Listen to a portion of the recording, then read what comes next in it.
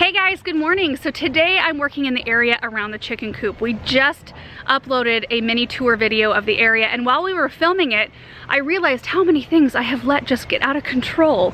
So today I want to rectify a few of those things. So we're going to be working on roses, trimming back some perennials, some spent perennials, planting up a couple of things, that sort of thing. It should be a nice morning, and it is a weird morning. We had thunderstorms when I woke up this morning, like at 5 o'clock. I could hear the rumbling, and there's dark clouds rolling in. It's kind of sprinkling. It's supposed to get up to 90 today, and it's very muggy out here. You see above the barn, you can see the clouds there, and this is the direction they travel from. Also, lots of construction going on over there, so lots of noise. Sorry about that. We also had super high winds last night, and so Aaron and I were both kind of like, about the honey locust tree. But the funny thing is, I just wanted to give you a quick update. It's all fine this morning. I was out working in the cut flower garden last night, and I saw our arborist come in. He just drove down the lane. I thought, well, what is he doing here? I haven't called him to come do anything. And he pulled up and he said, I watched your video on trying to cable the tree, and I'm coming to check it out. I want to see how you guys did. And so he went in, I continued to work. He went in and checked it out, and he came back and he said, Aaron did a better job than I would have done on that. So we got like an A+. Aaron got an A+ on the job. And he also reassured us there's nothing you can apply to the crack to help get any bugs or take care of any bugs that will get in. There's no like sealing it for moisture and all of that. It's just best to leave it the way we did, which is really nice. He did tell us though that along the crack we should take a little knife and start trimming the bark, like peeling the bark down to the cambium layer, so that the bark, instead of growing into the cut, because it'll naturally want to like curl in on itself like it does when you cut a branch off. You know how it kind of creates that rounded kind of heel? He said if you keep stripping down to the cambium layer, it'll actually help grow the bark back together so you don't see the crack. So it was really nice to hear from him on that, and I thought you guys might appreciate hearing an update. I was so thankful he came by, and I love that he watched the video. It's awesome. We have such a supportive group of people around here. Okay, so just a quick look at a few things. The roses. There's 4 Zephyrine Druin roses, which are gorgeous. I mean, just the most beautiful color with the buddleia, especially little bright sunflowers back there. It's one of the hens. Let's see, around the corner here, we need to do some trimming of the nepeta. I'm gonna plant up this little section here. We've got to do some deadheading of these roses. These are the Oh So Easy Peachy Cream. They're beautiful, but need a little attention. On this side over here, we're gonna work down this aisle a little bit too. So we're gonna deadhead the Lady Gardener roses. I'm gonna hop on the other side of the fence to take care of some of these containers that need some serious maintenance. We're gonna trim this wild beast of a wisteria. And then there's just several things. There's another rose there. There's several things I just wanted to address in this space. Like I want to trim up this weeping cherry right here and possibly get these planted finally. So nothing major around here, but just a little bit of fussing in the garden, and it's such a beautiful morning to do that. So I think I'm going to start with the easy stuff first. We're going to start by deadheading these roses right here because I don't have to bend over to do that.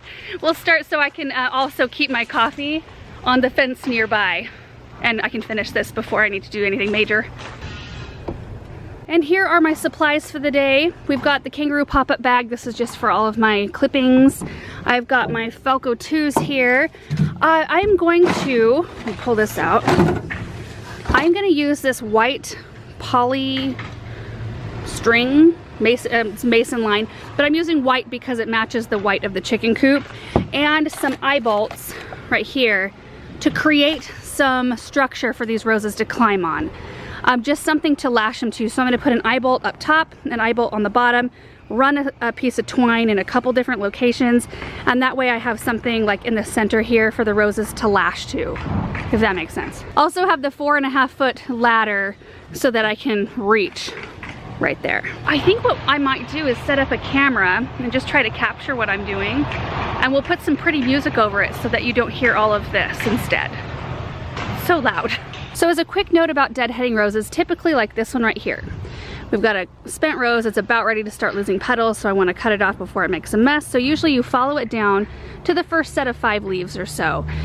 So like right here would be where you cut it. However, you do need to keep in mind that wherever you cut it, whatever way the leaves are facing, that's the way the new branch is going to want to grow. So So see that, how the leaves take off in this direction? If we cut it right there, it'll create a new branch right in between this old branch and the set of leaves. So if we followed it down one more, it would make it go out this way, which is actually what I want it to do. So I'm gonna go down to the second set of 5 leaves because I want to prune this with shape in mind as well. So I just go in and make a cut. It does not matter if it's slanted. So there's that right there. And then something a little bit different, you've got this one right here. See this? This is like a little kind of cluster that all come down. I mean, I could trim each one of these individually, but I want to kind of tidy up this whole shrub and bring the foliage canopy in a bit. So I'm gonna go ahead and follow these both down to where they connect, which is right here. And I'm gonna make my cut right below that because that's where I want the next branch to form. So I am cutting off a little bit more right there, but it'll overall be better for the shape of the plant. So see that cut there? The new branch will come out this direction, which is perfect. That's how I want to keep it shaped.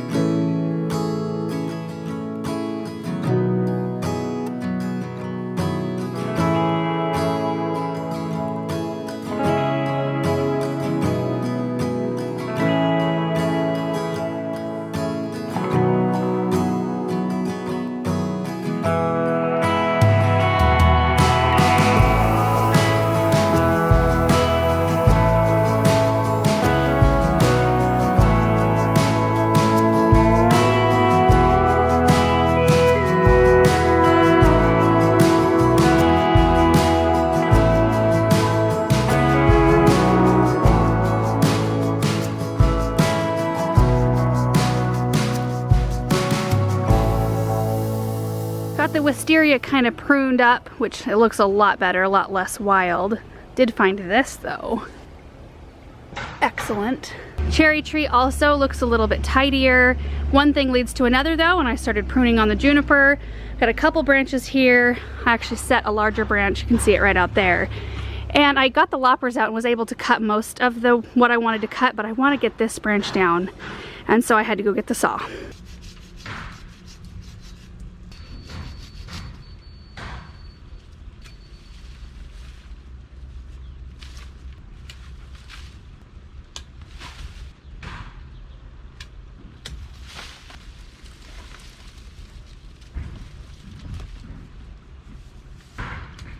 That looks so much better.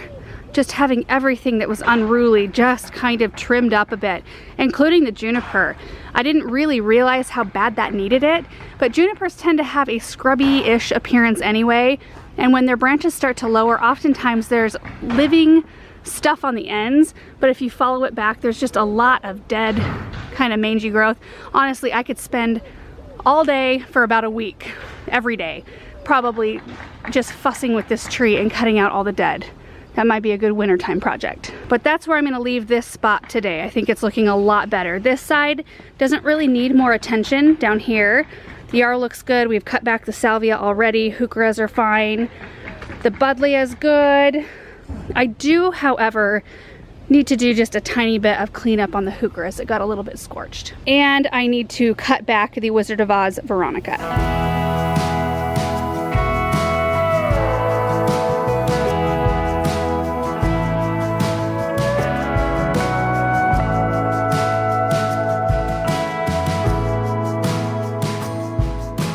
So this section is pretty much all the way done. The roses have been deadheaded and shaped up just a little bit. Heucheras have been cleaned, perennials cut back, mangy things tidied up. So now what we need to do is deadhead these roses right here. There's 3 of them. And then we will take after the climbers.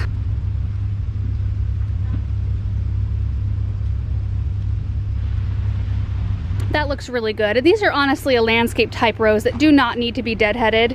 They'll just keep blooming all season long. And I usually only take the time to deadhead. It took me 5 minutes to do it, but I only usually do it when there's a lot of spent blooms, and it doesn't happen often. You know, a lot of times they just kind of, the petals fall off and you don't even notice because they're always just like loaded up with other blooms. But anyway, I think it looks nice to clean them up every once in a while. What are you thinking about, Russell?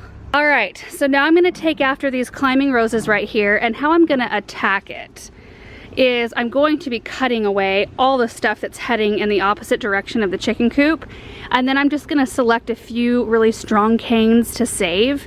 And I might keep it a little bit light today. Like, I'll prune all of this off today, and it's just like, it's a weird day and it's gonna get really hot again, so I don't wanna shock the poor thing. So I might just do this half and kind of get it set up to where I can start training and pruning harder once it cools off a little bit. So anyway, I'm gonna start in after this, and I'll kind of stop midway and show you what I've got going.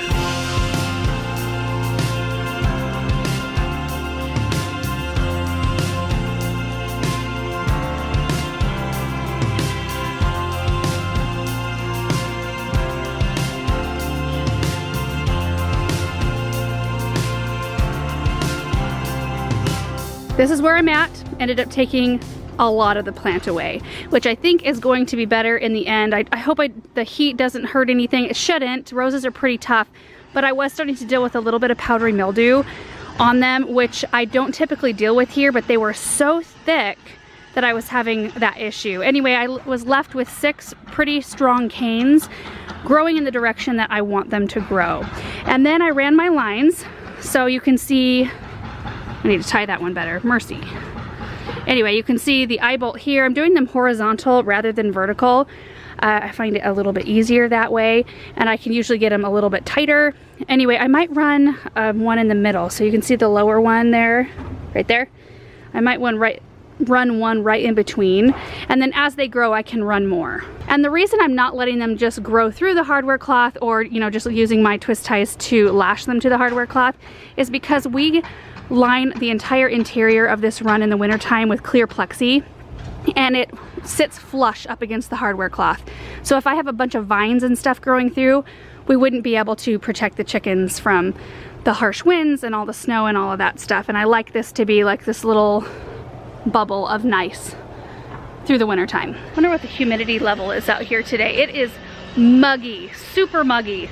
Oh, I'm sweating it up. Anyway, so all I need to do now is just use these twist ties, which you guys, let me give you a close-up.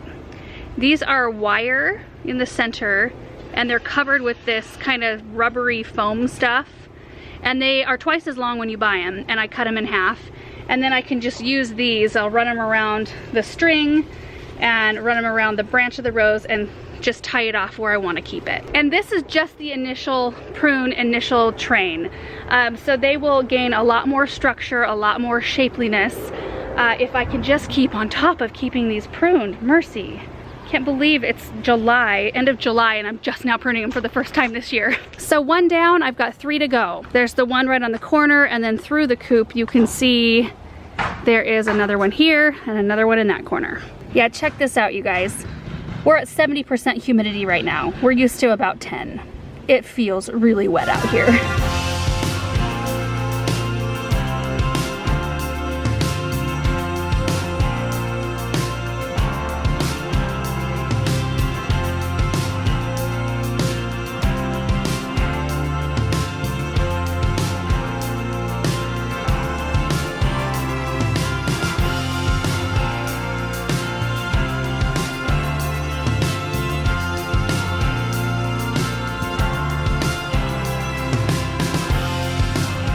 It's really weird. The rose in the front had no powdery mildew, but when I started trimming on these back ones, and I think it's just because they are in such thick plantings, they really had powdery mildew way worse than I thought they did. So that's what that one looks like.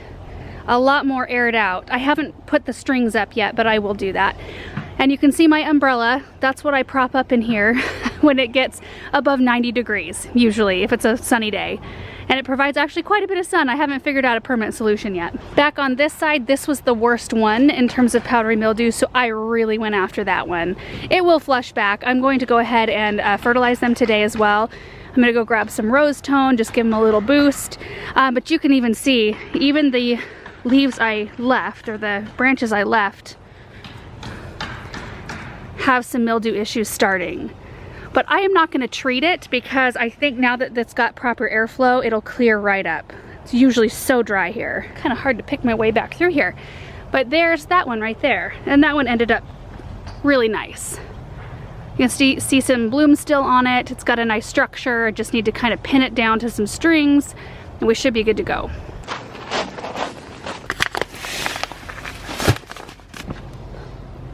Did you find a string, Russell? What are you doing?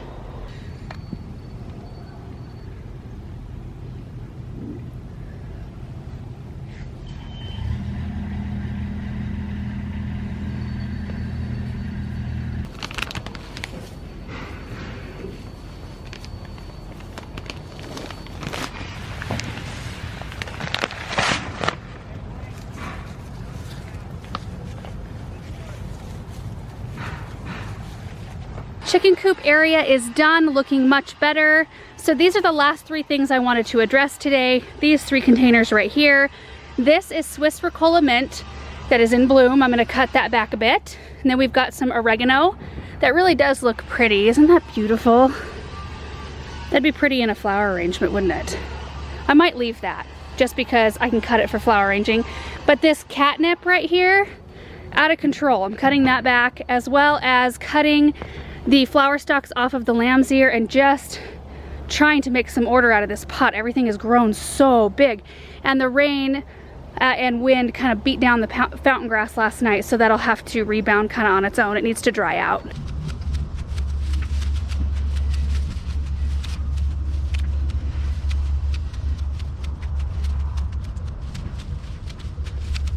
What do you think of that, Russell?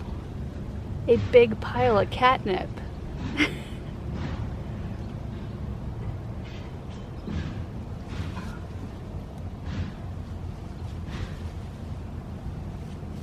You have such a happy life, buddy. Look at you. That's looking much better. Just kind of rounded up my spearmint a little bit so it wasn't so wild. Took down the catmint, which was just out of control. I left the oregano. So pretty. Ugh. And then just cleaned up this container a little bit. I was able to get the grass to stand up a little bit more, but I expect once it dries out a little bit more, it was really wet in the back, that it will stand up more, but that looks better. Well, the sun has come out. It's still really humid. It looks like there's another storm maybe rolling in. But instead of planting, I think what I'm gonna do is install these gorgeous curtains that Charlotte from Sweden sewed and sent all the way out to us. And I've had them now for several months and haven't installed them. And so I need to do that because they're gonna be much better than the old burlap sack I have hanging up right now.